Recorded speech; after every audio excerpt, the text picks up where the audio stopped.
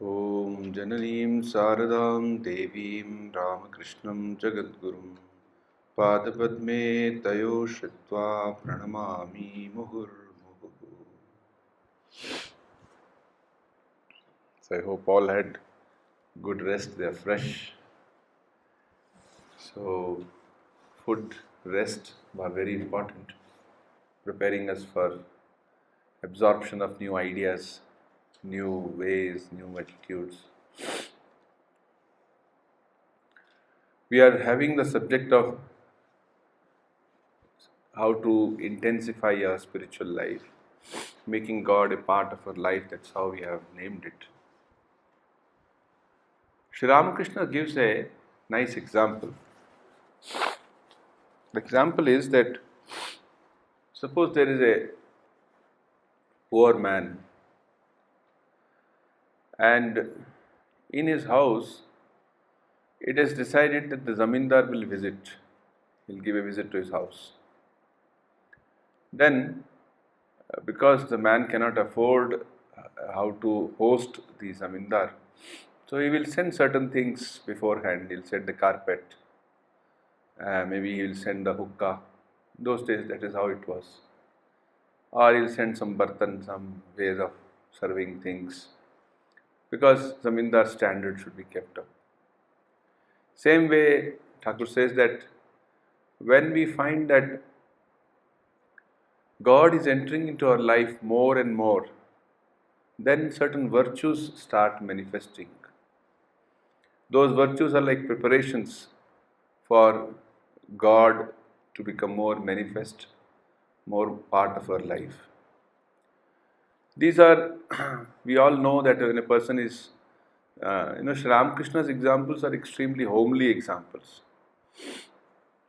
He says, suppose somebody is nearing the sea or nearing a water body, the air coming from that side becomes more cool, because water body is there, from there the air will be cool air.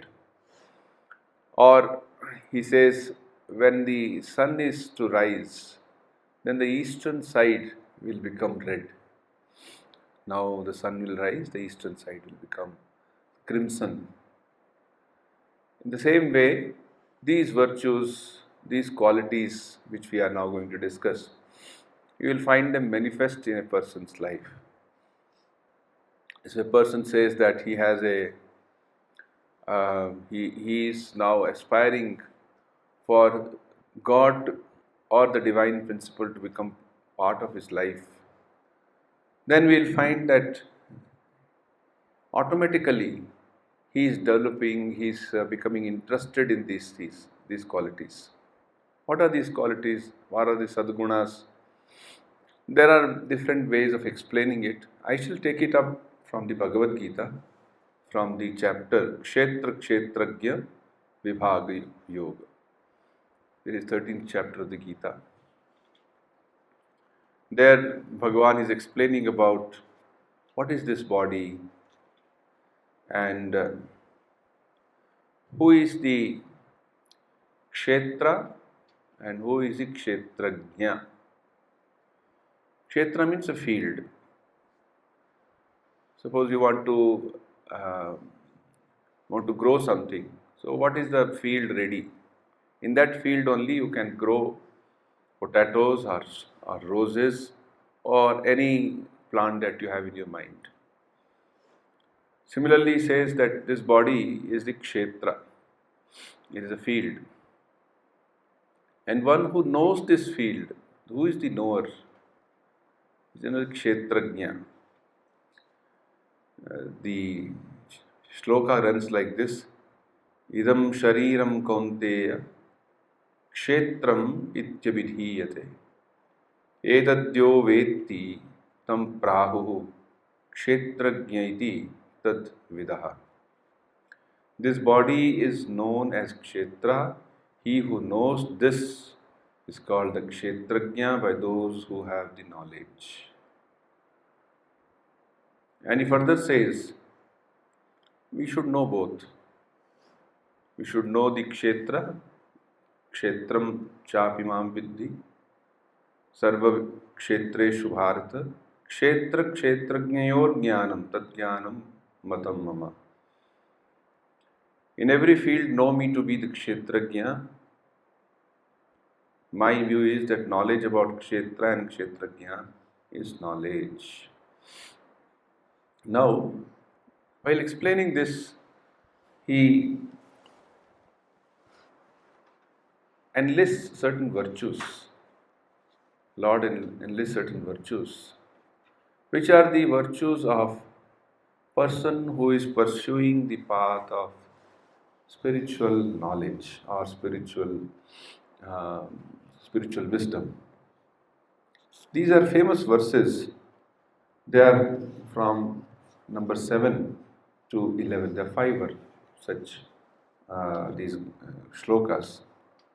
They have nearly almost 20 virtues which are mentioned. We shall discuss them very briefly. I'll take up one by one shloka. Amanitvam adambhitvam ahimsa kshantirajyavam acharyopasanam shaucham stairyam atma vinigraha.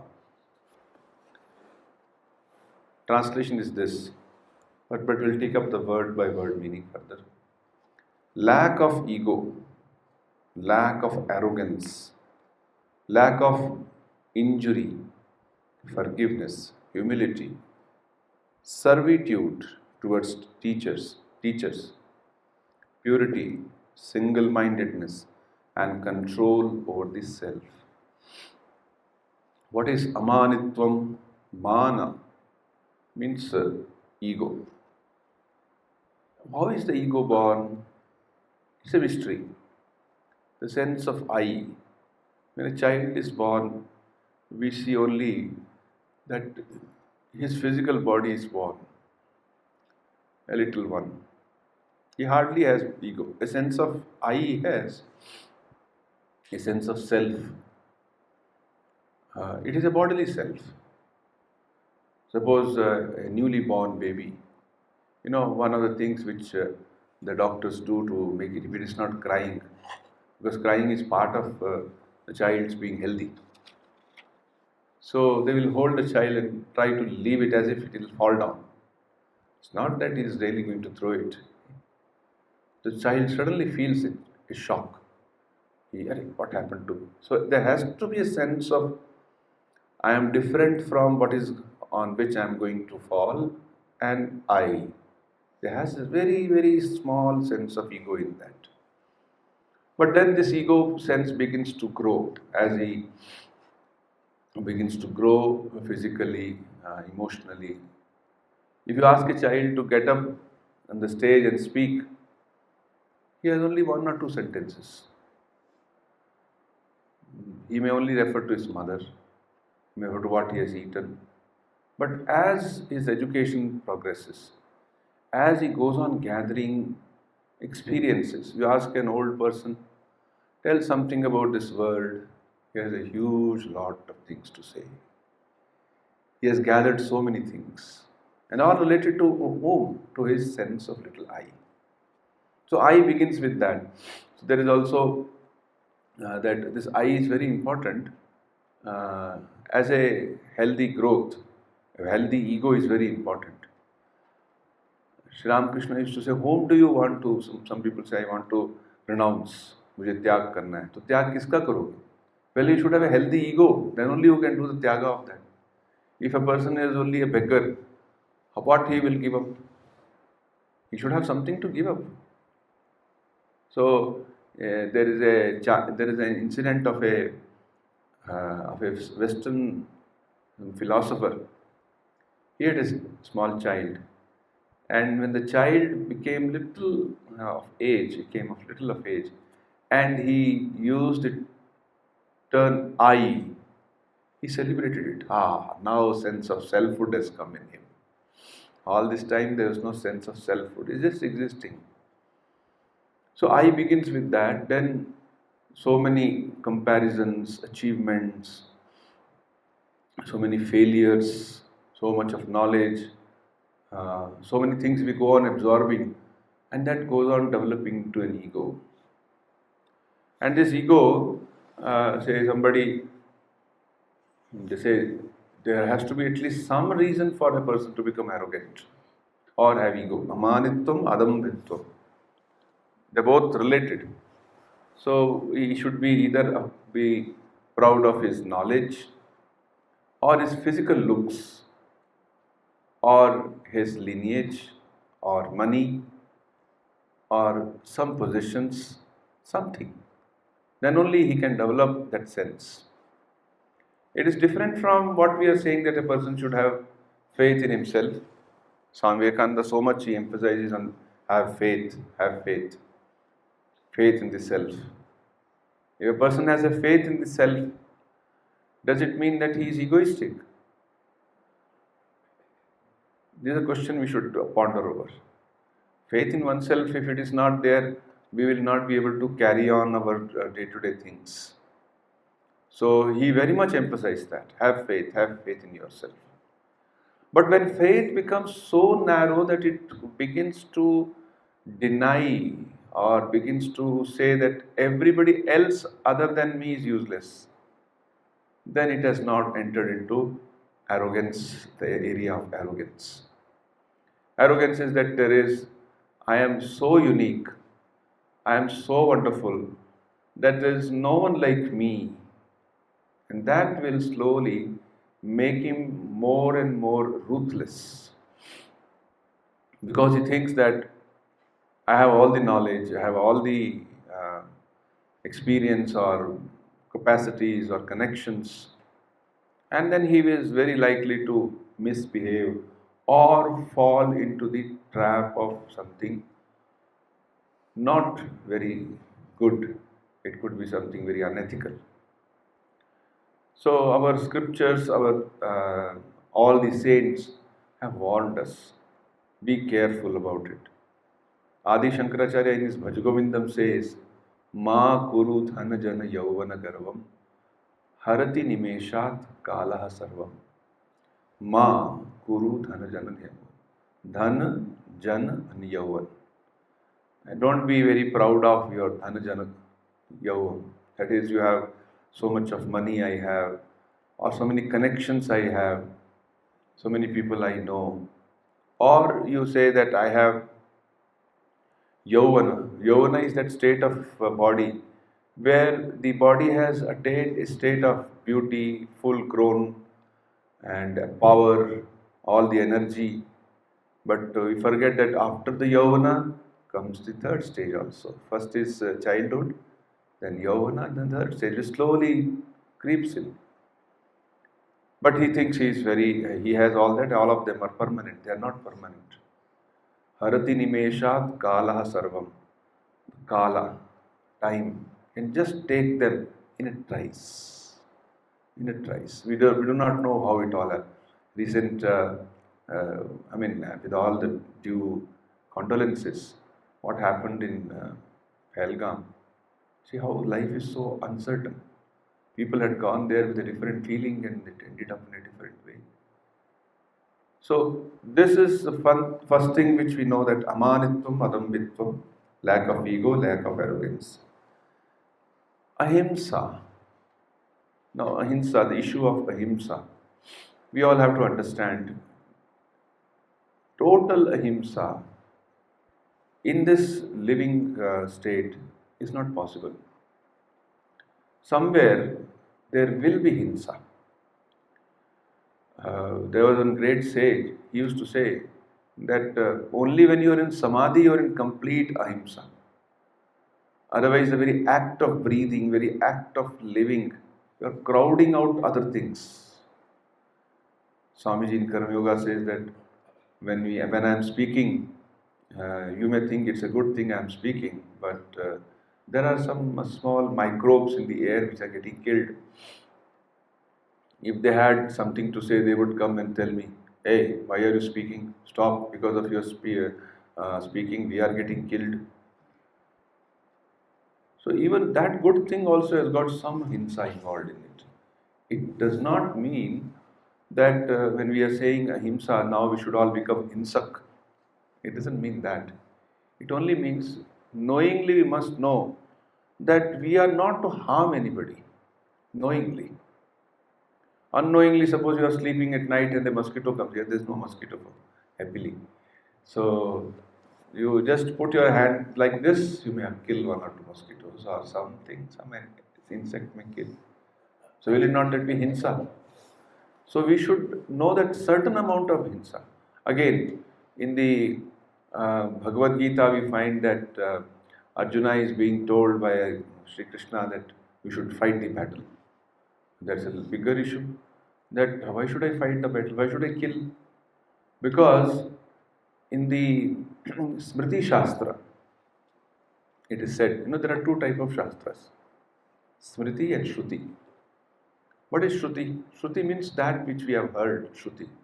Mainly certain very eternal truths which never undergo a change. In his famous lectures from Colombo to Almora, Swami Vivekananda has repeatedly spoken about this difference. He says Shrutis are Shastras never undergo change. What is Shruti? For example, there is the idea of, there is that Satya. Satyameva Jayade. This is Shruti. This will not undergo change. But its application, some things which how to apply this in life, that will undergo change. So that is known as the Smriti, the Shruti and Smriti. So one of the Smriti Shastra says that Atatayinaha is a Sanskrit word, Atatayin. Atatayin means those who have done three things. One is that they have tried to kill, if he's a married man, his wife, they have tried to take her away or try to kill her, molest her, or try to burn the person or try to poison him. These three things are called Atatayin, which means he is a person, very, very cruel person. It is fit to kill him. It is there in the Smriti Shastra. Which means today we have discussion about capital punishment or no capital punishment. Even the most advanced of the countries will have certain criminals, will have very hardcore people for whom this kind of misplaced sympathy will not work. There are many prisons. I saw a couple of films suggested by one of our sadhus about how these prisoners who are very, very hardcore in America, in other places, how they are kept. It is horrible to see. It is less than how you keep a cow. You keep the cow actually with great respect. Less than that for those people because they are so dangerous. When they will kill, it's so unpredictable. Almost like they are criminals plus psychic problems, both put together. Before Arjuna comes to battle, he actually comes prepared. He says, yes, I am going to kill. But once he reaches there, his moha rises up. And he says, no, they are all my own. Now I will not kill them. I had rather go for begging than to kill them. So what is ahimsa there? He should have killed. Because that is what he had decided earlier. That is what the Shastra says, the Smriti Shastra says. All this discussion whether you should fight or not, should not fight, you should have done before you come to the battle. But you have not, now you have developed this. But this is in social science, a social side of the hinsa and ahimsa issue. When it comes to a person who is trying to follow a completely inner life, in the Patanjali Yoga Sutra, Sage Patanjali says that you should always see that you don't do any himsa, and he uses three words: Krita, Karita, Anumodita. And not only with the hinsa, he actually uses it for other virtues also, or other things which we follow in life. Now, what is Krita, Karita, Anumodita? Krita means doing. So I don't do hinsa.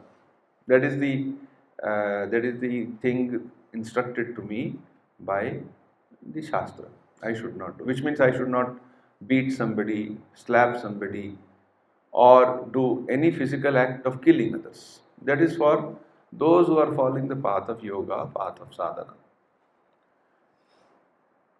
I suppose don't do it, but I tell somebody, you go and do it. It's called karita.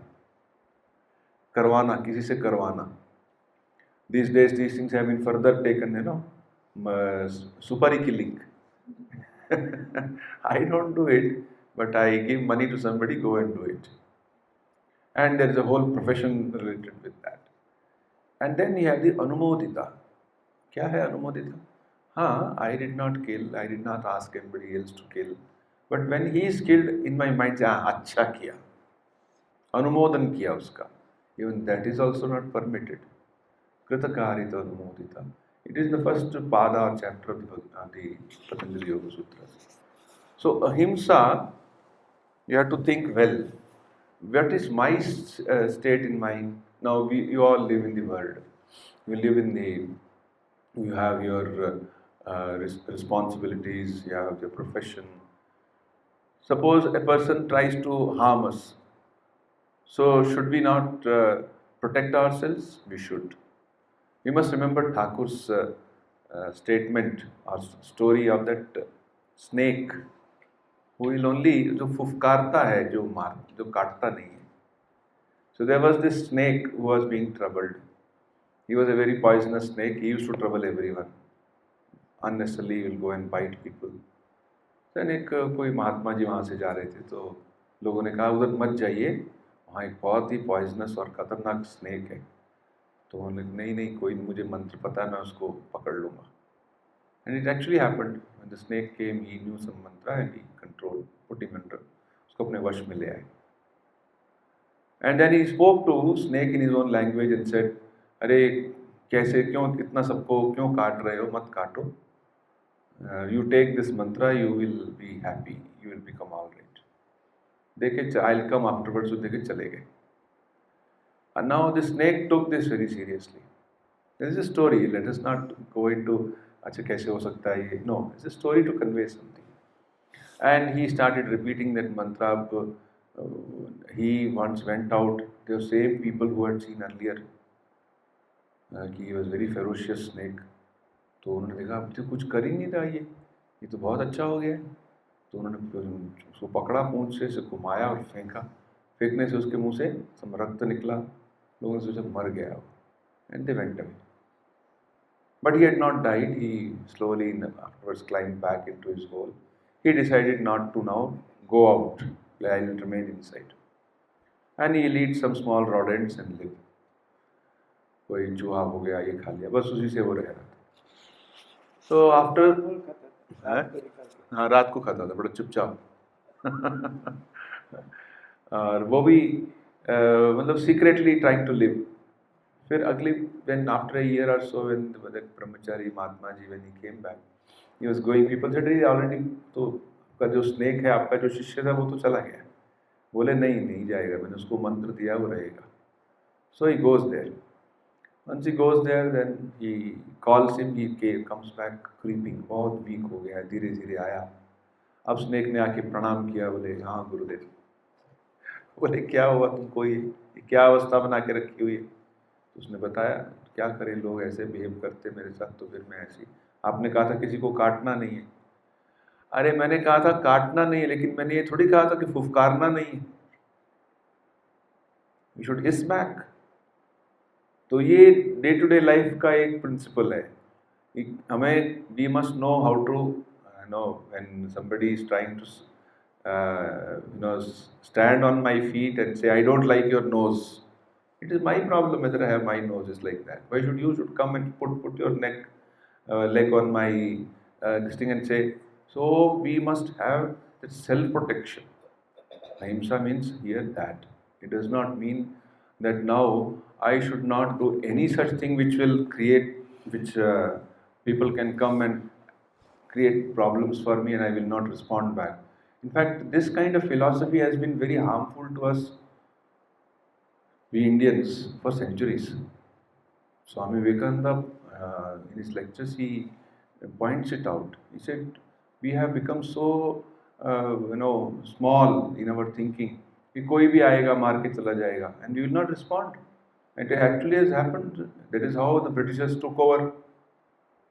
We know that how I think One of the Sirajuddaulah story, when he was caught by the British after the war and he was being taken, there were thousands of people on either side to see who is being taken. It is their own Nawab who is going, and there were a few thousand of people who were standing.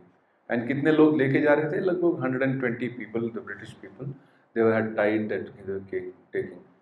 I think it was Bentinck, uh, uh, famous Englishman.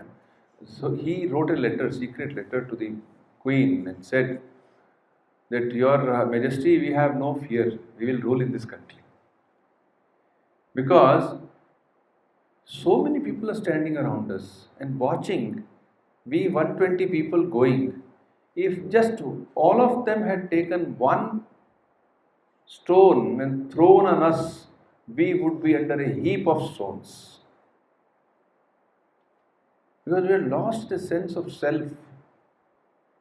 That we must not get into. We must know how to protect ourselves, how to take care of our needs.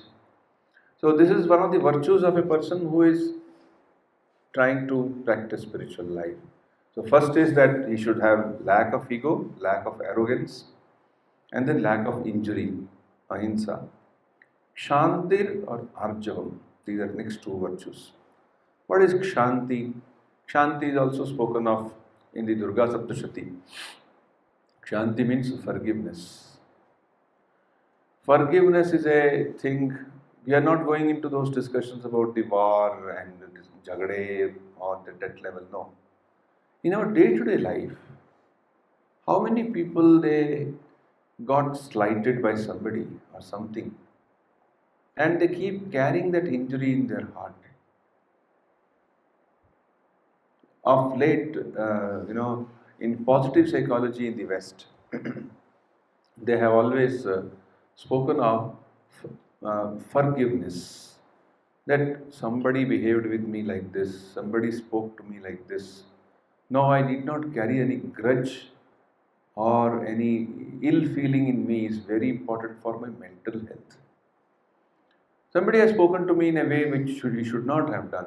And I keep thinking, I keep adding more power into that until it becomes a full-fledged anger and hatred in my mind. I think there is a famous English poem also about it, that in a very poetic way he has put it. The summary is this, that first it was only a small apple which had fallen, and then I ate the apple, and it went into my system. I went on nurturing it till it became a tree, and it gave so many more apples. And then, of course, he begins with my friend. I had a problem with my friend who did like this, and then I went on thinking ill of him till I one day saw that my friend was no more there, which means I had killed him. It went to that extent. So, blessed is the heart which does not collect any resentment. This is how Swami Ranganathanji Maharaj used to say. Blessed is the heart which does not collect any resentment. So, how easily we can get any resentment? Very easy. And go on cultivating by thinking again and again on it. Sri Krishna says, he warns us against it. He says you should develop a sense of forgiveness. You must forgive. Where now you found that it was only your karma, your things which brought all these things to you. We must know where things have to be changed and where things have to be accepted as they are. Then arjavam. Arjavam here it translated as humility, but arjanam also means straightforwardness. A person is without any rujutva. Ruju means that which is bent, that which is curled up, that is called rujutva. And arjavam means that which is straight, that a person is not trying to hide anything, is not trying to polish it, he simply says it. And not only says it, in his behavior also is so. It is one of the qualities which Sri Krishna says that we have to develop in order to practice jnana in life. Then Acharyopasanam, Upasanam, which means being near the Acharya and learning from him. Acharya, once whom we accept that he is the Acharya, after thinking, after our understanding, we should go and try to sit near him, try to learn. Acharya Upasana means to learn from the Acharya. And not only learn, it says that in the Bhagavad Gita elsewhere it comes, Tadvidhi pranipatena pariprashnena sevaya. That you must not only bow down, you should also serve him well, service, and then pariprashnena, you should ask him proper questions, you should ask him in a proper way, not as it comes in your mind, you go and ask him. So once one famous Pandit, he came to Sringeri. In Sringeri, you have the Pithadipati of the Shankaracharya Parampara. In those days, whosoever was the Pithadipati, so he was sitting, and then this Panditji asked him some question. He was very well versed in his subject. He pointed out one Sanskrit shloka and said, Acharya, what is its meaning? Acharya turned to him and said, don't you know its meaning? Yes, I know its meaning. Then why are you asking me? No, I just wanted to check your knowledge. But that is not the way of asking. If you have to put it across, you must tell me, sir, this is what I understand. Now I want to understand more about it. You please tell me. You have not come to examine me. You have to come to learn, or you have to come to examine me. So it says that Nyayena Prichet. You should ask with sense of proper balance whom you are asking and what you are asking. Shaucham Stairyam Atma Vinigraha. Purity. Purity of body and mind. In the Patanjali Yoga Sutras, again in the Yama and Niyama section, in the Niyama section, Shaucham is one of the important things which is spoken of. Physical and also verbal and mental purity. In the 18th chapter of the Gita also you have got this description, 3 types of tapasyas, 3 types of austerities. There also 3 levels are spoken of. Point is that we must emphasize on purity. Morning we had this discussion whether Chitta Shuddhi is sufficient for God realization. Chitta Shuddhi. Shuddhi is Shaucham. Actually, Chitta Shuddhi in a larger sense means everything. It includes that we should be able to purify our actions, our speech, and our mind. All are freed from attachments. Attachment is the main issue when it comes to impurity. So when Chitta has become pure, here there may be slight philosophical difference. We heard this discussion from Revered Bhuteshanji Maharaj. You know, Bhuteshanji was one of the presidents of the Ramakrishna order. So when I was a brahmachari, we used to in the evening go and listen to him. And it was very, he would interact, he would question, he would cut jokes, tell stories, and in the midst of that, so many things he will come up with.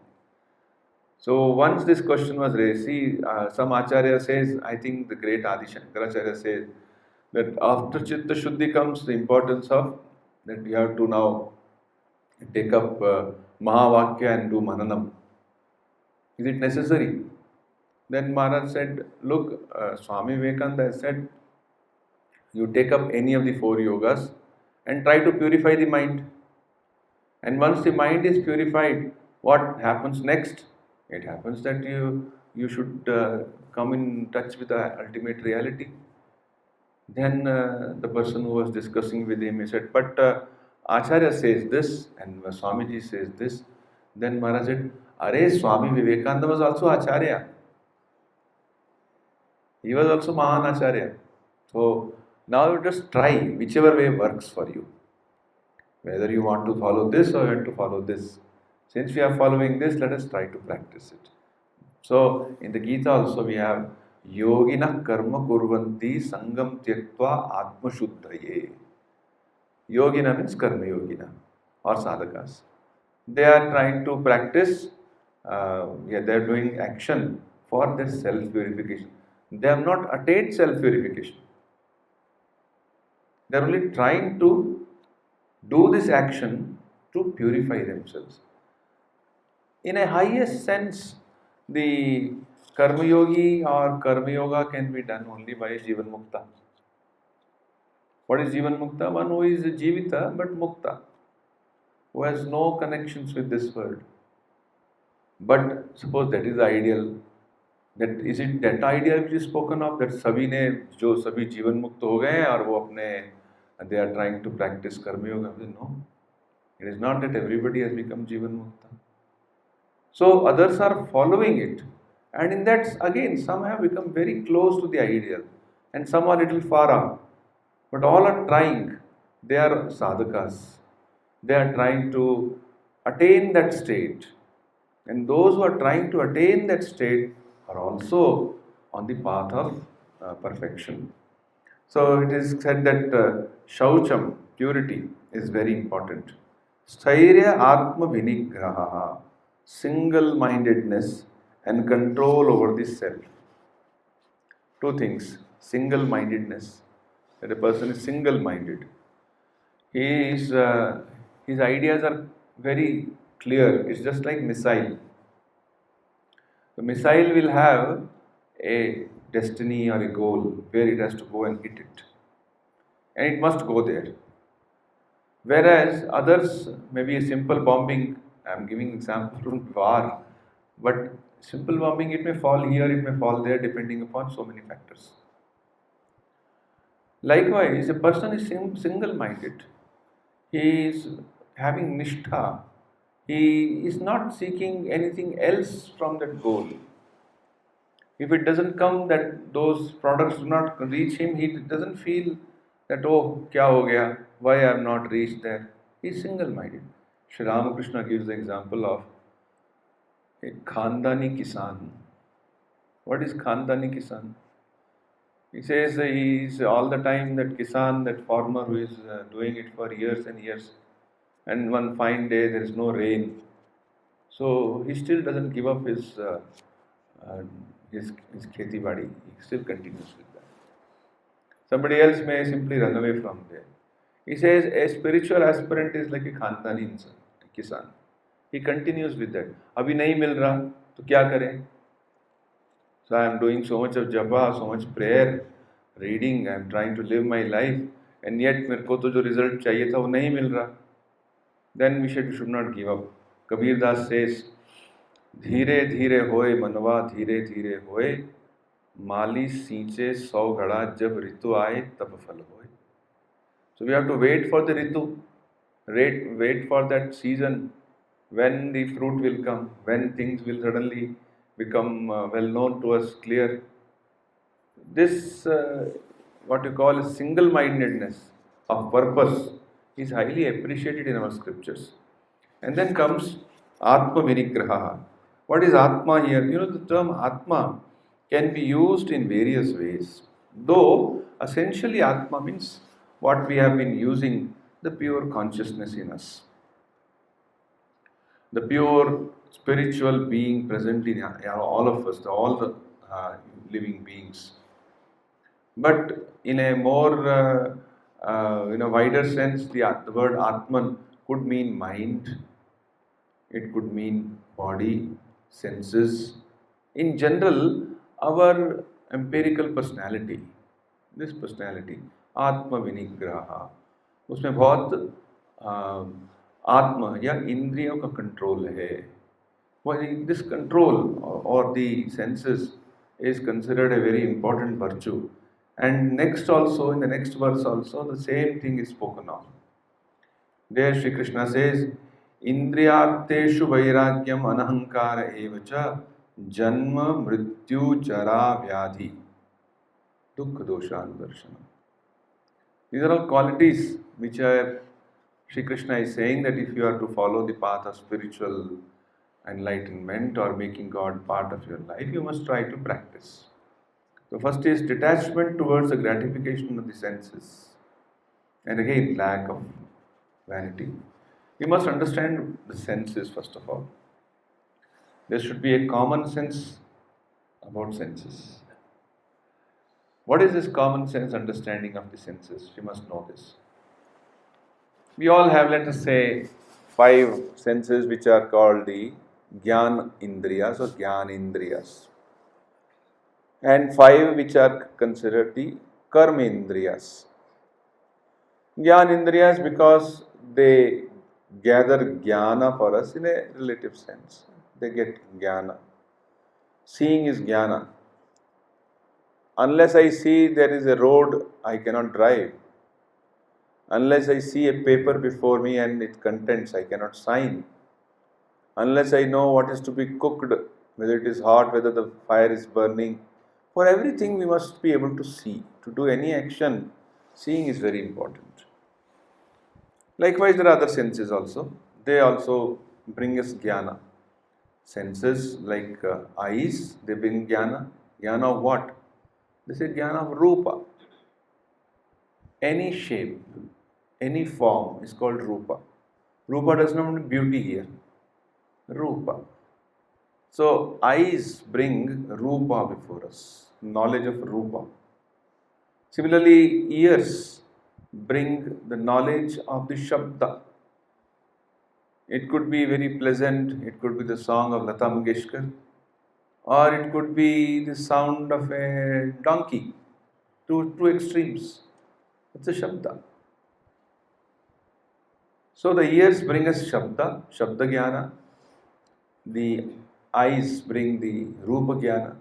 Likewise, other three senses also bring some jnana. Like the skin brings the jnana of the dik, of the directions, or a sense of what is happening in terms of it is soft or cold. That is one jnana. Then smell, nose brings us the knowledge. यहाँ पे अभी अगरबत्ती जलाएं तो कितना अच्छा लगता है. You go near a gutter, you get the same nostril will give us that knowledge of what is there below. So these are five senses of the jnana senses.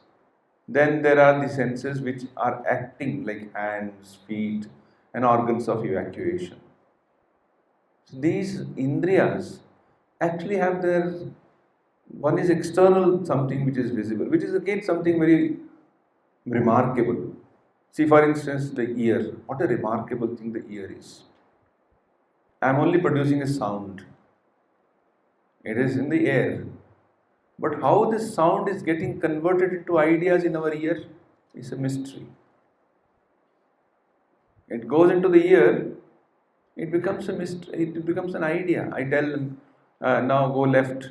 Why do I go left? Because an idea. I'm traveling or driving.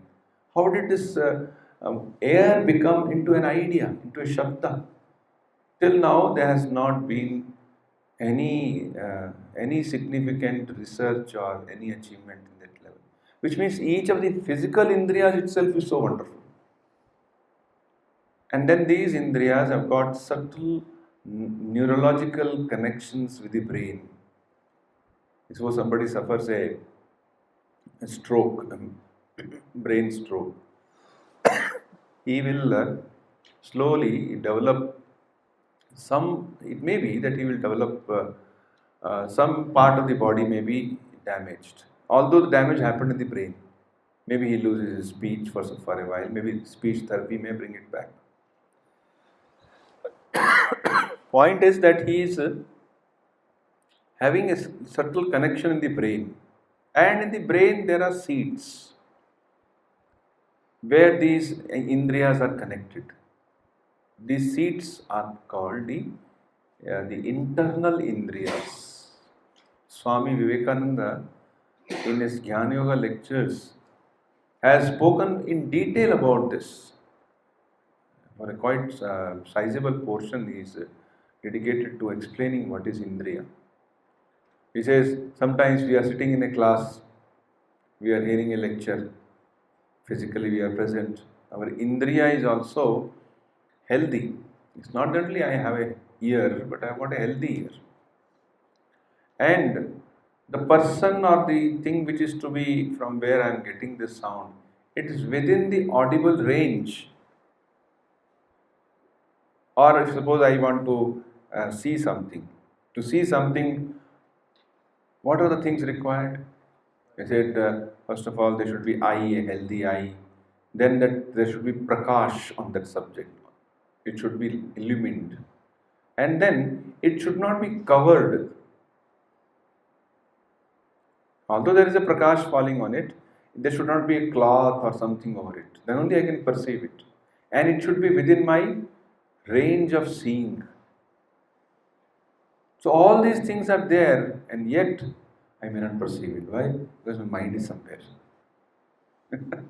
Maybe my mind is thinking about some event in my life or something. So all these together create an experience, indriya. So in these indriyas also have their likes and dislikes. Ragadvesha vyavasthitau tayor vasham na agaccheta tasya paripantino, says the Bhagavad Gita. That ragadvesha, likes and dislikes, they are already fixed. Vyavasthitau.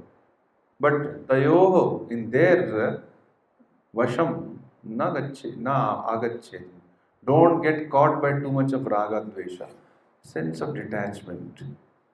So this is something which has to be done with proper day-to-day training of the senses. What is this training of the senses? I used to earlier like this term, control of the senses. But the control is a term which sometimes says that, yes, I will be the master. But to begin with, it is the training the senses which is more practicable. Say for instance, we like to eat, especially when we are young in a number of age, say a teenage. So what is important is that food should be tasty. But then slowly we begin to see that along with the taste, we should be healthy also. Which means now, along with the sensory experience, buddhi is also working. This working of the buddhi along with the sensory experience slowly trains the senses. Is it required? Should I eat so much? Should I consume this? Is it good for me? All this questioning within, it helps a lot in controlling the senses. It is true of all sensory experiences that we train the senses. What is the meaning of training? Once I saw how a dog is trained. In our Bangalore ashram, we had a dog. When I was in Mysore, I went to Bangalore for some purpose. That time, the dog trainer was showing what training he had given to the dog. So he called the dog and asked him to sit and stand. That he followed. Then he offered him biscuit. The dog did not take the biscuit. It was a dog biscuit, it liked it. He brought it near his mouth, almost kept it on his snout. He did not open the mouth. Why? Because there are people who come at night and they jump into the campus and they have mixed something in the biscuit, and the dog will take and it will fall, either it will die or it will fall unconscious.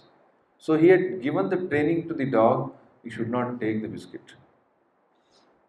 Even if the biscuit is brought next to its nose, it will not open. Now if you go back how it was given a training, it must have been given a lot of beating. As soon as it goes there, it will be given. So there will be a mental association. If I eat, I will get beating. So because it is an animal. Likewise, we don't go by the beating, but we go by thinking. We make the best use of our Vivek Shakti. And we say, no, I should not do this, I should not take this. So why I should not do this, that I think well. If I am caught by the senses, you see, all the things which are happening in this world, where you'll find things have gone in a very abnormal way, you will find behind that there is a person, and behind the person, his lack of control on himself. He is somewhere gone by the whatever inside him appears, whatever vikara appears in his mind, he is just gone by that. He does not see things. So there was so many such things are reported of somebody who is extremely powerful, a dictator, a rich person. Afterwards, his dictatorship goes, and they go and find all kinds of things in house, including his toilet made of gold. How funny! What is so much required for all that? That time his thinking doesn't work.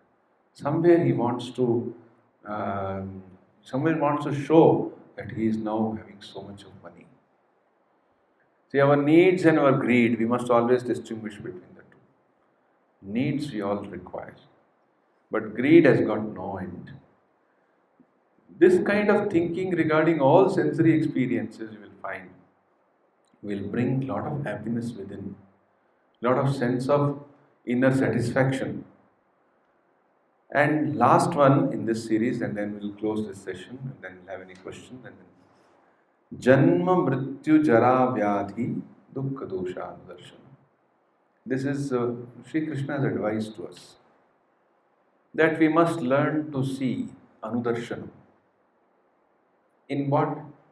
In dukkha which is involved with Janma, Mrityu, Jara and Vyadhi. These four things. Now, why he is asking us to remember this, or rather to find fault with it? Because then only he will develop a certain detachment to the things of the world. What is Janma here? Janma means, right, the very act of birth. They say it is given in our Puranas that जब बच्चा गर्भ में होता है तो उल्टा होता है, and he is praying, oh Lord, please take me out of this. जब बाहर आता है तो ये सब भूल जाता है. That is what we find in most of the scriptures, this kind of a description. And the very act of taking birth, and then मृत्यु. मृत्यु भी एक प्रकार का दुख होता है. And in between Jara and Vyadhi. Jara is old age, or that stage where the body has become weak, has become old and degenerate. And Vyadhi is some disease. In सब में दुख है, और life consists of these things. Anudarshanam, उसको देखो. Indifference towards unhappy travels like birth, death, aging and disease. If a person begins to see this, then he becomes physically, mentally more alert, and not become attached with the things of the world so much. That detachment will make him more inwardly strong, more inwardly seeking something higher. So I'll close this discussion of the next session, but morning session of Rajarishi, please repeat it again. My question was like we referred in the morning session that there is yoga, we finish it before we and there are also instances where I